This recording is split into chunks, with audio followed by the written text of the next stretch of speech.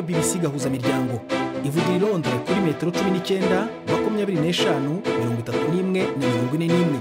Ivugira ku mirongo ya FM mu karere k'ibiyaga bigari no kuri internet kuri bbcgahuza.com.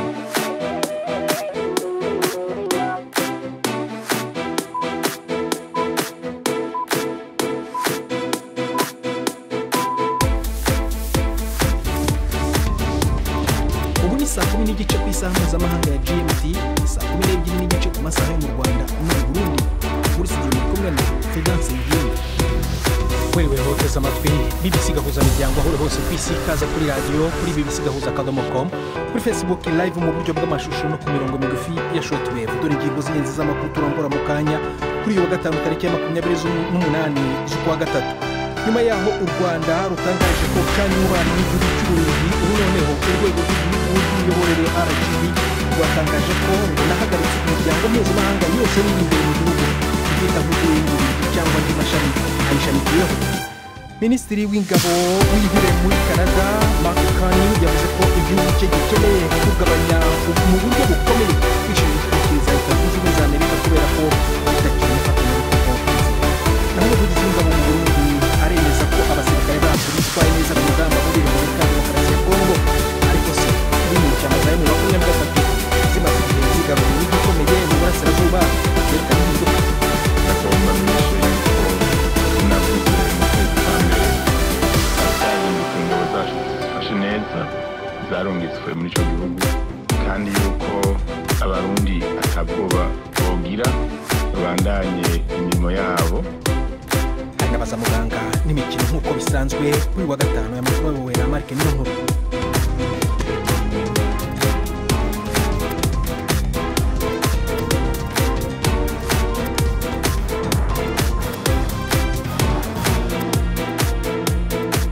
Ibi byose ni mukanya nyuma y'uko Robert Patrick Bisigaro abagezaho incamake y'andi makuru avugwa. Igisirikare kiri ku butegetsi muri Myanmar gisanzwe cyari yubakiye ko uruzitiro ku buryo budasanzwe cyasabye amakungu gutabara nyuma yaho nyamugigima ikomeye cyane ishegesheje akarere ko hagati mu gihugu. Umuvugizi wa leta umugwa mukuru Naypyidaw yabwiye ibiro ntaramakuru z'Abafaransa ko hakenewe imfashanyo vuba cyane. Aho iyo nyamugigima yashikiye ni hafi y'umujyi wa Mandalay usanzwe utuwe n'abantu muri uyu n'igice cy'amagana ko yahagaritse igice cyinshi cy'igihugu. Ikigo cya leta zunze ubumwe za Amerika genzura imyifato y'isi cyagarukije ko uturere twinshi dushobora kuba twakozweko cyane, kandi yuko abantu baharurirwa mu bihumbi bashobora kuba bapfuye. Abayobozi na BBC Richard Blackett n'umunyamuryango w'umugima w'umukuru wa British Geological Survey nawe yavuze ko atubwoba byabaye. Ibyanditse Myanmar bisaba byinshi cyane icyo cyatse kuvuga byanditse mu bango kandi ahantu hatera metero naho ubundi metero 6 gusa uvuye mu mujyi utuwe n'abantu miliyoni 1,200,000. Twibaza ko ari nk'abo cyangwa nk'abantu barenga miliyoni 2 bari mu gace umutingito wakozeho cyane. Rero ndatinya ko hagomba kuba hapfuye abantu benshi. Igisirikare ca Israel kivuga ko cagavye igitero ku bubiko bw'indege zitajamwe abadereva zizwi nka drone bukoreshwa na Hezbollah mu muhana uri mu bumanuko bwa Beirut. Kare igisirikare kigwanira mu kirere ca Israel cyari cabwiye abatuye mu muhana wa Dahiye kuhava imbere y'uko hagabwa igitero gikomeye kuri iyo nyubakwa. Video zashyizwe ahabona zerekana abantu batekewe n'ubwoba bariko barashwiragira. Nico gitero ca mbere kuva habaye amasezerano yo guhagarika imirwano yo mu kwezi kwa 11 guheruka hagati ya Hezbollah na Israel. Igisirikare kivuga ko kiriko kiragaba ibitero kuri Hezbollah nyuma yaho ibisasu bibiri vya rocket biterewe muri Israel biturutse mu bumanuko bwa Liban. Greenland yatangaje ishyirwa ko rya leta nshasha haciye amasaha makeyi icegera ca perezida wa leta zunze ubumwe za Amerika J.D. Vance arakoze urugendo atatumiyemwo muri ico cibare gisa n'icigenga ariko kigiye cegukira Denmark. Imigambwe 4 kuri 5 yatsindiye intebe mu nama nshingamateka mu matora mu ntango za kuno kwezi niyo yashinze igerezo y'ubumwe. Igiye kuba umushikiranganji wa mbere Jens Frederik Nielsen yashimangiye ubumwe mu gihe Greenland ihanganye n'izuba rituruka hanze. Perezida Trump amaze gutangaza akatari gake ko Amerika ishaka kugarura Greenland. Aya amakuru ya BBC. Emerson Mnangagwa yagiye umugaba mukuru w'igisirikare mushasha gutegura imyiyerekano kuwa mbere yateguwe n'imigwi y'abahoze ku rugamba. Mnangagwa ahamagarira ako gutanga imihoho n'abahoze bamushyigikiye bamwagiriza gutwara igihugu nabi hamwe n'igiturire. Inkuru ya Shinga Inyoka ari Harare mushikirizwa na Yvette Kabisi. Mu ntangiriro z'iki cyumweru mu buryo butunguranye Perezida Mnangagwa yasezereye mu ngabo umugaba mukuru wazo ahita mugira Minisitiri wa Siporo, ubuhanzi n'umuco. Kuri ubu none yatangaje ko Emmanuel Matutu wahoze ari General Majoro ahita atangira inshingano nshya. Ibi bibaye mu gihe itsinda ry'abavuye ku rugerero ryahamagariye gukora imyigaragambyo kuwa mbere isaba Perezida kwegura. Nubwo hatazwi umubare w'abazayijyamwo, Minisitiri w'umutekano yaburiye abanyazimbabwe bazitabira imyigaragambyo. Polisi yabujije kwitwaza intwaro cyangwa ikindi kintu cyose gishobora kwifashishwa mu rugomo mu gihe cy'iminsi 4 mu murwa mukuru. Umukuru w'ishyirahamwe mpuzamakungu ONU yahamagariye abarongozi ba Sudani y'Epfo gushyira ibigwanisho hasi bagashira imbere ineza abanyagihugu babo. Antonio Guterres yagabishije yuko umwumvikano w'amahoro muri Sudani y'Epfo uri mu kajagari, avuga ko biri kuraba yibutsa intambara zo hagati mu gihugu zahitanye abantu cyane. Ariko wahoze abishiranganji wa Kenya Raila Odinga yashyize muri Sudani y'Epfo gufasha gutanga ikiganiro mu twigoro tw'akarere ko kugerageza guhosha guhagarara hagati ya Perezida Salva Kiir n'ikigo cy'amaso.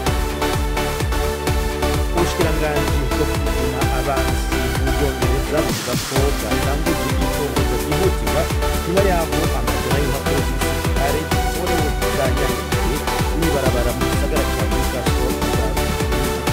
Zimwe muri izo mpapuro ziriko amakuru y'ibanga yerekana abasirikare, ibigwanisho hamwe n'ukuntu bakurakurana ku kazi.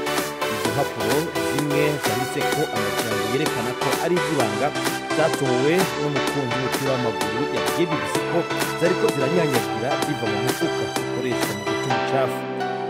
Amategeko ya leta y'Ubwongereza avuga ko impapuro z'ibanga zitegerezwa guturigwa canke zigahindurwa ubunywenywe.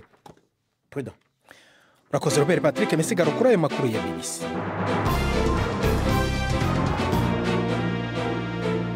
Ikaze ku makuru arambuye duhera mu Burundi, aho umuvugizi w'ingabo yatangaje ko abasirikare babwo ngo bifashe neza ku rugamba muri Repubulika ya Demokarasi ya Kongo, aho bagiye gufasha leta kurwana n'inyeshyamba z'umutwe wa M23. Ibi Gaspard Baratuza abivuze nyamara abarwanyi ba M23 bamaze igihe bigaruriye uturere twinshi mu burasirazuba bwa Kongo turimo n'ibigikomeye nka Bukavu na Goma. Byatangarijwe mu kiganiro n'abanyamakuru kuri uyu wa gatanu cyabereye mu ntara ya Rumonge, hanagarutsweho ibindi bibazo mu zindi nzego z'ubuzima birimo nk'igitoro cyabuze mu gihugu. Judas Nkundimpundu yakurikiye icyo kiganiro ari Bujumbura atwohereza inkuru. Bisa n'ibyamaze kuba umugenzi aho abavugizi b'inzego zitandukanye bagirana ibiganiro n'abamenyeshamakuru hamwe n'abanyagihugu n'imiburiburi kabiri mu mwaka. Nta kibazo na kimwe kiba kibujijwe uhereye ku migenderanire hagati y'u Burundi n'ibindi bihugu ugaca ku bijanye n'umutekano, ubukene bw'ifumbire, inyuruzwa n'isesagurwa ry'amatungo ya leta, ingorane ziri mu butungane no mu bindi bisata. Ku ruhande rw'imigenderanire, abamenyeshamakuru bashatse kumenya ingene abasirikare b'Abarundi barungitse gufasha leta ya Repubulika ya Demokarasi ya Kongo bamerewe muri iki gihugu hagiye mu M23 urwanya leta ya Kongo uguma wigaruriye uburere. Aminsi nta kwezi kurangira agashikiriza n'Abarundi be bose ko abasirikare bari mu gihugu kibanyi ca Kongo bifashe neza ku rubuga kandi ko tanzu iriko irasha. Nyamara tukabona cyangwa tukumva ugenda ufata uturere tutari duke muri icyo gihugu cya kongo kandi ukabona umengo wegereza umbibe z'igihugu cyacu. Mbega uno munsi inteko z'Uburundi mubona zifashe neza kuri urwo ruhande? Gaspard Baratuza avugira igisirikare cy'u Burundi yatanze inyishu. Nagomba menyeshe yuko kuvyo navuze mu kwezi kwa mbere atakihinduka, ingabo zacu zifashe neza zarungitswe muri ico gihugu, kandi yuko abarundi atabwoba bogira babandanye imirimo yabo, ibisigaye abijejwe barabibona, kandi ntihagire uwundi usubira guha agaciro uwo mugwi kuko si mu Burundi uriko urakorera, ntihagire usubira kugira ubwoba. Rero abamenyesha makuru bagarutse no kwikena ry'igitoro rimaze imyaka 3 ryugarije Burundi. Ni mu gihe leta yagiye itangaza ibintu bitandukanye mu ntumbero yo kurondera umuturama, ariko yagoma bikenye, ibi bigahungabanya rwose imirimo y'ubutunzi.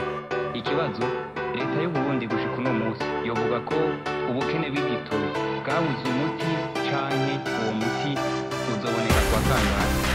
Umuvugizi wa leta Jerome Niyonzima yibukije ko igitoro kirangurwa mu mafaranga y'agaciro, ayo nayo bakaba ari make, ariko yavuze ko abantu batotakaza umwizero ngo kubera leta ikiyaronderera mu gisata c'ubutare.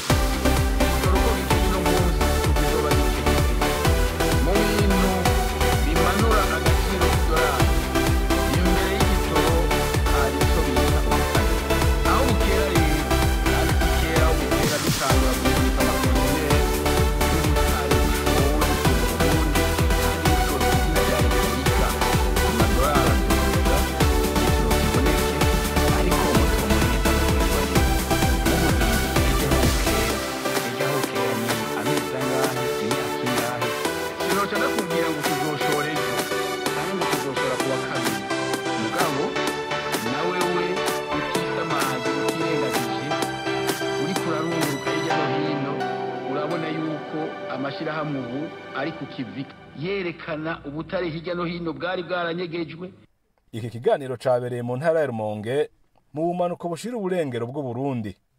Gildas Yihundimpundu i Bujumbura. Urakoze Gildas. Mukanya turagaruka mu Burundi, ariko reka tunyure mu Rwanda, kuko nyuma yuko iki gihugu gitangarije ko gicanye umubano n'igihugu cy'Ububirigi, birasa naho ikibazo cyafashe indi ntera.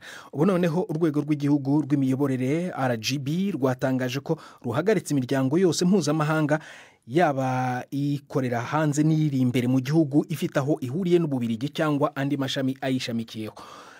RGB yavuze ko iki ari icyemezo gikurikira ihagarikwa ry'imibanire yo mu rwego rwa diplomasi yari iherutse gutangazwa na leta. Bibaye nyamara mu gihe muri uko kwezi kwa gatatu umuvugizi wa guverinoma y'u Rwanda yari yatangaje ko ibyemezo byo guca umubano n'Ububirigi byafashwe bireba gusa ibijyanye n'urwego rwa diplomasi, kandi ko nta ngaruka bizagira ku bigo bidafatanye isano nayo. Nkuru irambuye na Jean Claude Mwambutsi, Kigali. Itangazo rya RSO n'ikigo cy'igihugu cy'imiyoborere RGB rivuga ko imiryango itagengwa na leta yaba mpuzamahanga cyangwa imbere mu gihugu ihagaritswe mu gihe yaba hari aho ihuriye n'igihugu cy'Ububirigi. Iki cyemezo kandi kinareba imiryango ishingiye ku myemerere ari nayo ibarizwamo amadini. Itangazo rya RGB rivuga ko ibibujijwe ari imikoranire iyo ari yo yose n'igihugu cy'Ububirigi cyangwa umuryango ufitanye isano nabwo. Icyemezo gishya cy'u Rwanda kivuga ko amasezerano yose yaba yarabayeho agomba guhita aseswa. Inkunga zo mu bwoko bw'amafaranga cyangwa izindi mpano nazo zirabujijwe mu gihe zaba zifitanye isano n'iki gihugu. Uretse iri tangazo, nta mutegetsi w'u Rwanda uragira icyo avuga kuri iki cyemezo. Umukozi wa kimwe mu bigo by'ubucuruzi gifitanye isano n'Ububirigi wambwiye ko atifuza ko mutangaza amazina, yavuze ko bataramenya neza niba ikigo cyabo kiri mu bigomba guhagarikwa, mu gihe hategerejwe ibisobanuro nyabyo bigomba gutangwa n'uruhande rw'u Rwanda. Uyu mukozi avuga ko afite impungenge nyinshi kimwe na bagenzi be.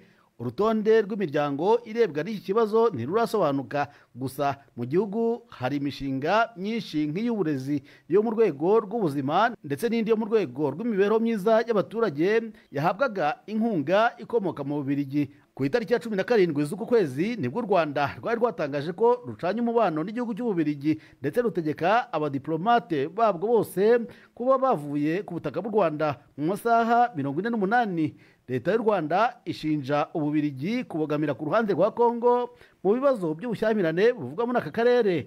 Ikindi cyababaje abategetsi b'u Rwanda ni ibihano byinshi rwafatiwe n'iki gihugu ndetse rukanatangiza umugambi wo gukangurira ibindi bikomeye guhagarika inkunga zagenerwaga u Rwanda. Minisitiri w'ububanyi n'amahanga w'iki gihugu Maxime Prévost yavuze ko icyemezo cyo guhagarika umubano bitangijwe n'u Rwanda kibabaje. Kuri we ngo iki ni ikigaragaza ko u Rwanda rwaranzwe na politiki yo guhangana aho kwiyambaza ibiganiro iyo habayeho kutumvikana ku bibazo runaka. Jean Claude Mwambutsa, BBC Gahuzamiryango i Kigali. BBC Gahuzamiryango ni saa moya zibura iminota 15 mu Rwanda no mu Burundi. Mu kanya turagaruka ku makuru arambuye. Iyi ni BBC Gahuzamiryango yumvira no kuri bbcgahuza.com ndetse no kuri Kisura FM muri Uganda. Mu kanya turakomeza. Ni Prudence Nyumva.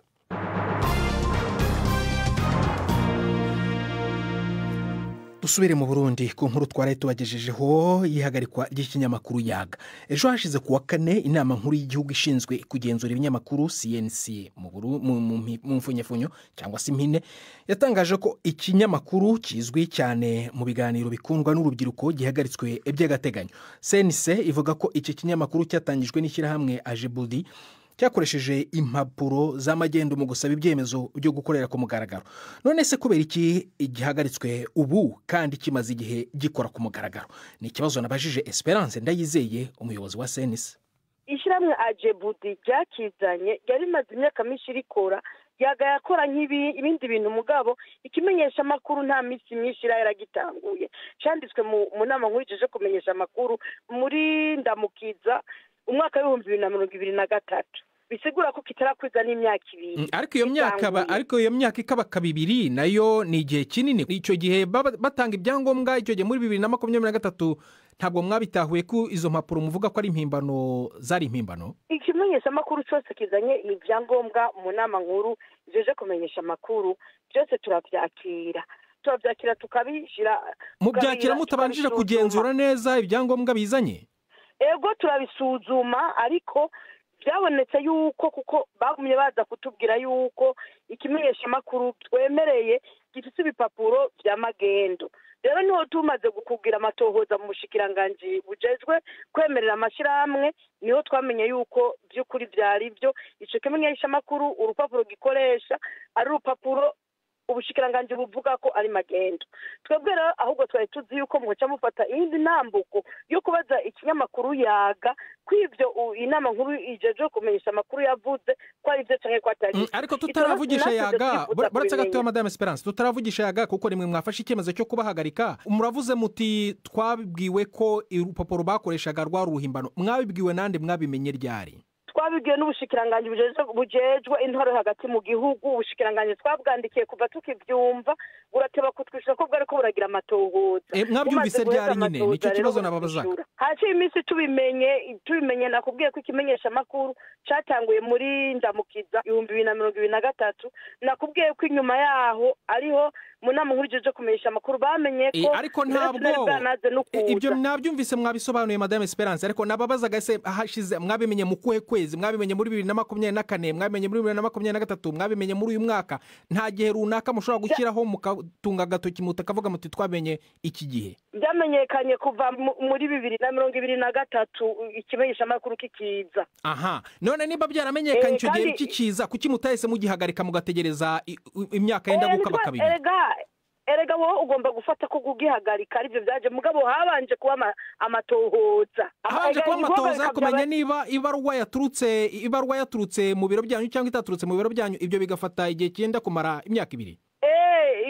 Urumva twebwe mu nama nkuru ije kumenyesha makuru twari gushobora gufata ingingo tutarose icyemezo cyo mu bushikiranganje bw'intore gihugu kitubwira yuko ugo rwandiko rufise umukono wabo atari urwandiko gukuri. Ko hari abavuga ko iki cyemezo mugifashe kubera ko mushobora kuba mufite impungenge z'uko gishobora kuzabangamira ibikorwa byo mu matora ateganyijwe mu kwezi kwa gatanu cyandika nk'inkuru zidashimisha ubutegetsi. Mubura bivugaho iki byo?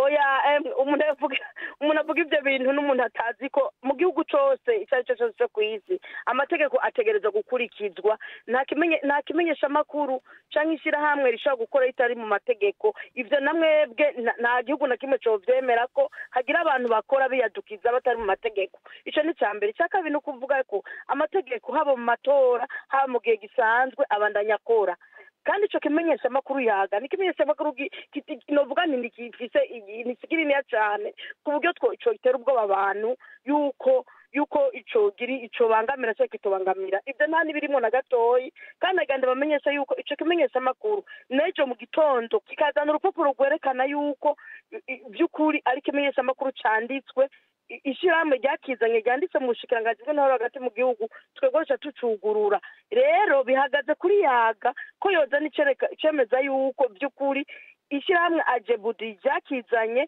ari ishyirahamwe ryemewe n'amategeko n'ejo mu gitondo tucugurura ntaho bihuriye rero no kubangamira itangazamakuru nk'uko bamwe barimo kubivuga bajya babivuga n'abantu bataba batohoje neza nta kintu na kimwe cyotuma ikimenyesha amakuru yagana kubyo ko atari ikimenyesha amakuru giteye ubwoba cyane ikimenyesha amakuru gisanzwe kandi ngaha mu Burundi nagenda kubwira yuko kiri mu bihugu byemera ubwigenge bw'amenyesha amakuru kuko ikimenyesha amakuru mu Burundi ni byinshi cyane kandi bivuga ku munsi no mu ngingo zafashe harimo n'ibyo kwemera ibindi bimenyesha amakuru bishasha none byogenda gute ko bobangamira amakoma bugurura baguma baba benshi Esperance Ndayizeye umuyobozi wa CNC urwego rushinzwe kugenzura ibitangazamakuru mu Burundi tugeze ku isaha y'imikino na Yves Bucyane Kigali imikino kuri BBC gahuza miryango Mwireho neza abateze amatwi BBC amakuru y'imikino ndayahera mu Rwanda shampiyona y'umupira w'amaguru yagarutse nyuma y'akaruhuko k'imikino mpuzamahanga y'amakipe y'ibihugu ikipe ya Rayon Sport iyoboye urutonde rwa shampiyona iracakirana na Mukura Victory Sport ikipe rukumbi yashoboye kuyitsinda muri shampiyona umukino hagati y'ayo makipe uraba kuri uyu wa gatandatu hano i Kigali aha nanone niho APRFC itegeye ngo irebe ko Mukura yakongera kuyifasha kugabanya ikinyuranyo cy'amanota ane atandukanya izi kipe zihanganiye igikombe cy'uyu mwaka APRFC yo izakina ku cyumweru ihura na Vision iri ku mwanya wa nyuma undi mukino abakunzi ba ruhago bategereje cyane nuzahuza ku cyumweru ikipe ya Kiyovu Sport ikurikiranye na Vision ku rutonde rw'iziri mu kaga ko kumanuka Kiyovu Sport izakina na Police FC iri ku mwanya wa gatanu mu Burundi naho shampiyona y'icyo gihugu izakomeza amakipe ahanganiye igikombe azakina n'amakipe abaye Aigle Noir ya mbere ku rutonde rw'agateganyo izakina na Interstar iri ku mwanya wa 9 naho Bomamuru ya kabiri ikazahura na Royal Vision iri ku mwanya wa 12 Aigle Noir irayoboye n'amanota 52 irusha Bomamuru amanota 2 gusa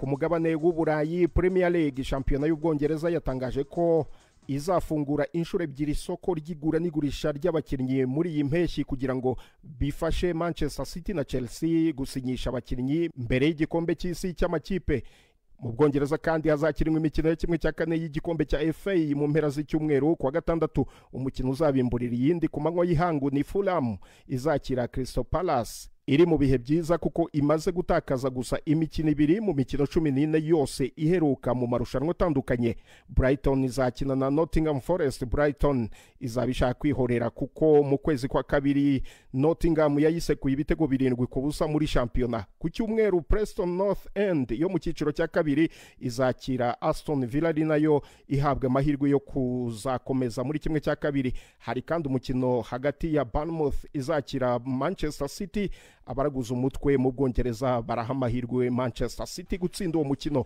ayo niyo y'imikino nabahitiyemo uyu munsi gendi Yves Bucyane BBC gahuza miryango muri Afrika no kwisi yose Urakoze Yves Bucyane kuri ayo makuru y'imikino tuguma i Kigali n'abaza muganga mugezweho na Yvette Kabatesi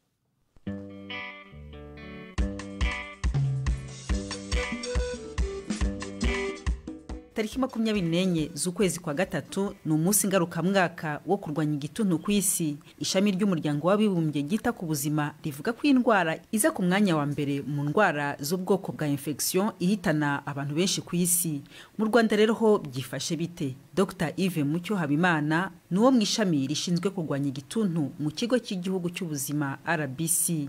Mbere na mbere nabwira abaturarwanda yuko igituntu kigihari, kubera yuko tuvuze ku mibare yavuye muri raporo y'umwaka wa 2023-2024 uyu mwaka turangije, yerekana yuko twagize abarwayi 8,551.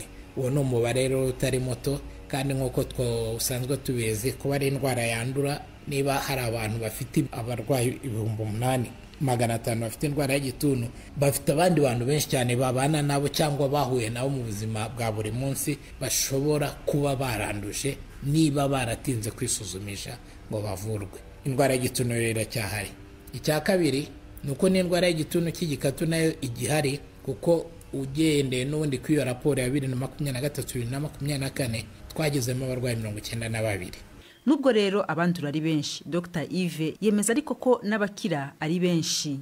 Igituntu kivuwe kiravurwa kigakira. Muri 2023-2024 imibare yerekanye yuko ku barwayi b'igituntu gisanzwe hafi 90% barakize, mu gihe abarwayi b'igituntu cy'igikatu bashyizwe ku miti, no kuvuga mbere h'umwaka muri 2022-2023 nabo 91% bakize. Tukongeraho gushishikariza abantu yuko ugize ikimenyetso cy'uburwayi agaragaza yihutira kugera kwa muganga kugira ngo amenye ikibazo arwaye. Yagera amahirwe make bagasanga yaranduye indwara y'igituntu, akumva yuko ijuru ritamugwiriye, ahubwo akamenya yuko agomba gukurikirana neza ubuvuzi bamugeneye, ari imiti, ari ibizamini bamusaba gutanga kugira ngo rero ko ya miti umubiri ugenda yakira, ndetse nuko indwara igenda ishira mu mubiri we akabitangira igihe, ubundi azavurwa kire muri rusange.